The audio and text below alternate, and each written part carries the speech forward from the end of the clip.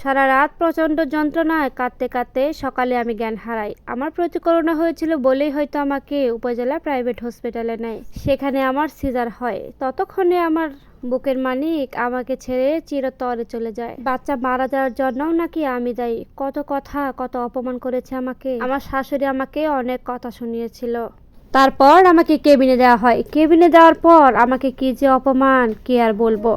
এই ঘটনা প্রায় 2-3 মাস পর আমার ছোট ননদ প্রেগনেন্ট হয়। আমার ননদ যখন 2 মাসের প্রেগনেন্ট, তখন আমার শাশুড়ি তার মেয়েকে নিজের কাছে এনে রাখলেন।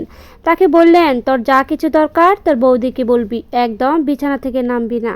এই সময় তোর অনেক বেশি আরাম করতে হবে। এই কথাগুলো শুনে আমি আমার শাশুড়ি মার মুখের দিকে অনেকক্ষণ তাকিয়ে রইলাম আর বললাম, নিজের ছেলের বউ যখন 8 মাসের গর্ভবতী ছিলেন তখন একবেলা রান্না না করার জন্য কত কথা শুনিয়েছিলেন, আর নিজের মেয়ের বেলায় সাগরের ভালোবাসা নিয়ে চার সামনে হাজির হয়েছে।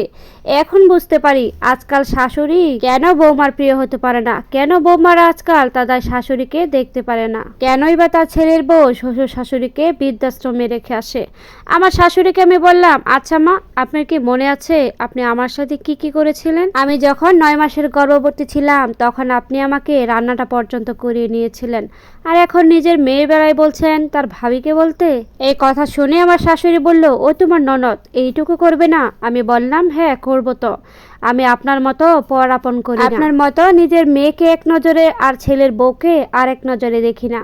আমি শুধু আপনাকে মনে করিয়ে দিলাম। এই কথাগুলো কখনো এভাবে বলতে চাইনি আমি। আসলে এসব ভিসে বেড়া মহিলাকে চোখে আঙ্গুল দিয়ে না দেখিয়ে দিলে কখনোই বুঝতে পারবে না। এরা শুধু পারে সহজ সরল বৌমাদের মাথায় কিভাবে কাঁঠাল ভেঙে খেতে হয়।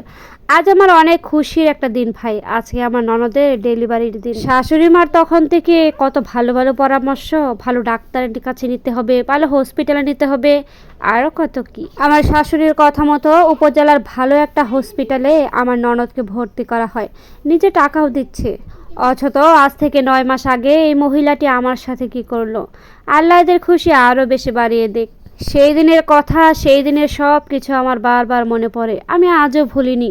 আমি সবাইকে ক্ষমা করে দেব, শুধুমাত্র এই মহিলাকে ছাড়া, যে আমার সম্মান এক নিমিষেই চূর্ণ বিচূর্ণ করে দিয়েছিল, যে আমাকে এতটাই আঘাত করেছিল যে আমি মাঝে মাঝে ঘুমে কান্না করে উঠি, কান্না করতে করতে ফুপিয়ে উঠি, চিৎকার করে উঠি।